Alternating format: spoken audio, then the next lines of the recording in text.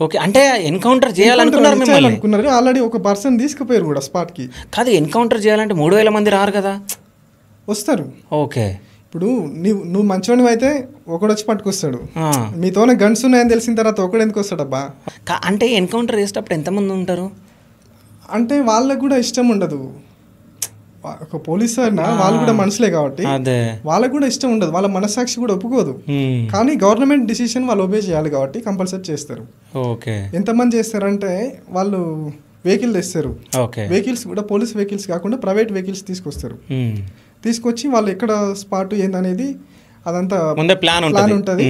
Dress వేసి పంపించేస్తారు, అక్కడ తీసుకుపోయి షూట్ చేసేస్తారు. ఓకే. షూట్ చేసి మేము అక్కడ మాకు దొరికిండు, కుంబింగ్లో దొరికిండు, అట్లా ఇట్లా అని కథలు వెళ్తారు తర్వాత. ఓకే.